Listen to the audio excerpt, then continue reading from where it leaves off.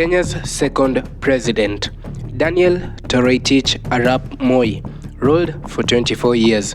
That's nearly a quarter of a century. A long shadow cast over a young nation, still learning to walk. What began as a promise of continuity after the death of Jomo Kenyatta soon turned into an era remembered for fear, silence, and scandals that shook the very roots of the country. Let us walk through the 10 worst decisions that defined the dark side of the Moi regime in simple language but with the gravity it deserves.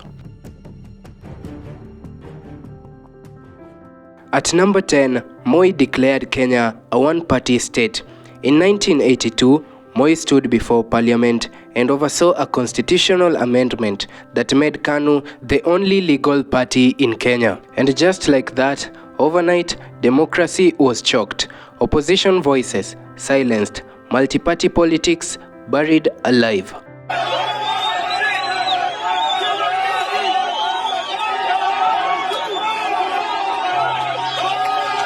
Kenya became a political desert, and KANU, the only oasis except the water, was just poisoned.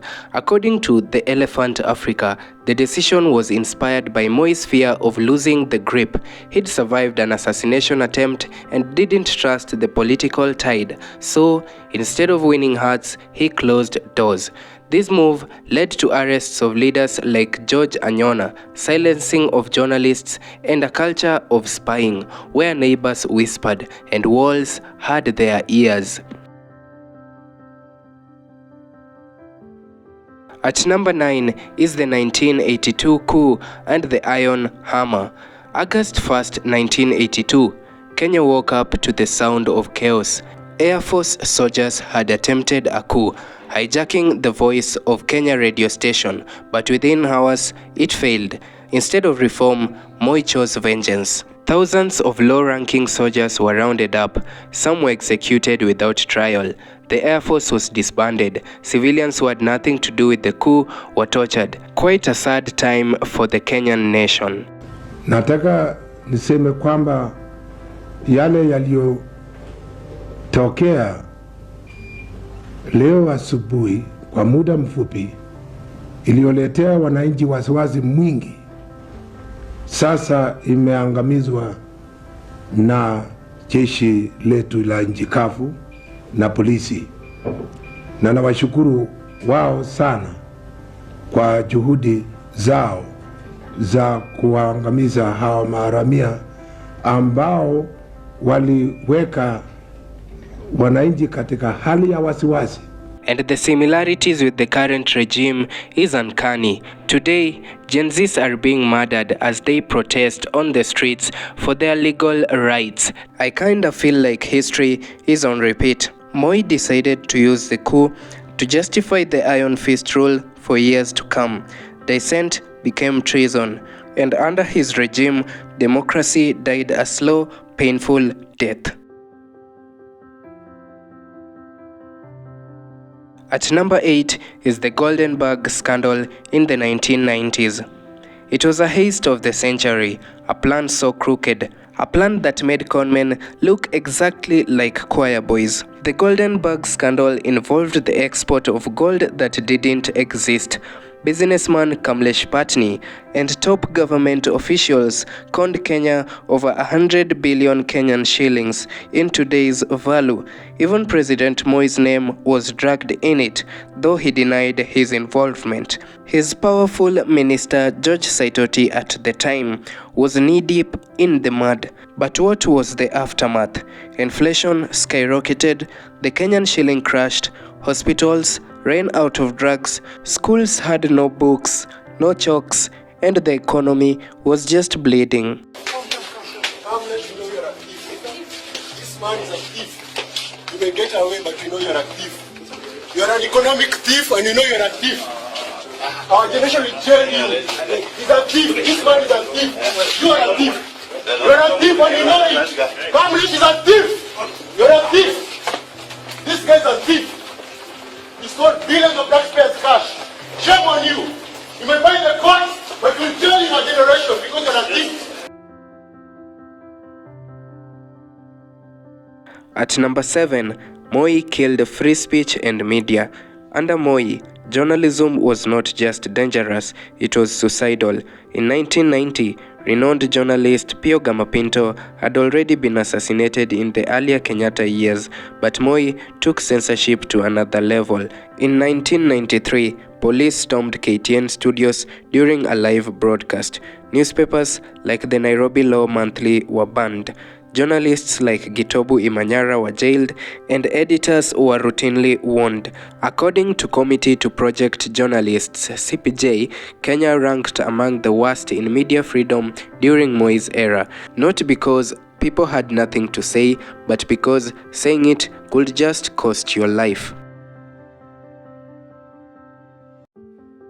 At number 6 is the collapse of education. Once hailed as Africa's rising star in education, by the 1990s, Kenya's learning institutions were in shambles. President Moi introduced the Harambee schools, where communities build schools with their own money, but without government oversight, they became breeding grounds for mediocrity. Public universities, like the University of Nairobi, saw regular closures due to protests and strikes. The lecturers were unpaid, libraries empty, and labs outdated. And just by a simple realization, I realized that it was rural students that suffered out of this. Bright minds faded into the shadows because leadership failed to invest in their dreams.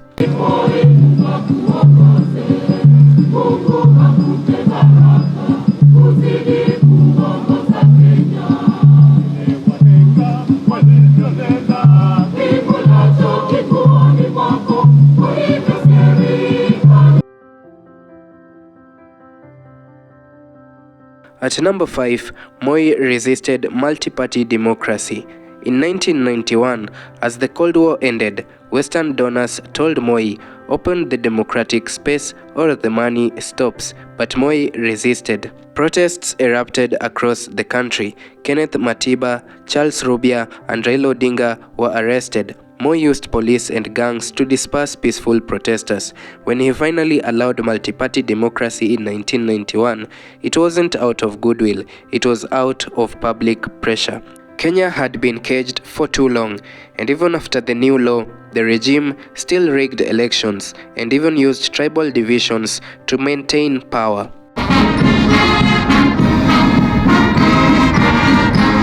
Kenyans believe in three things: peace, love, and unity. There can never be understanding without love for humanity. At number 4, President Moi instigated violence. Between 1992 and 1997, as Kenya prepared for multi-party elections, something sinister unfolded. Communities in Rift Valley, Western, and Coast Province were attacked. Thousands died. Over 300,000 people were displaced, and guess what? Many of the attackers were linked to the politicians that were allies to Moi. The government rarely prosecuted those who were found guilty of the killing. Victims were forgotten just like that. Moi's silence was loud, and the violence just deepened Kenya's tribal wounds, scars that still burn till date.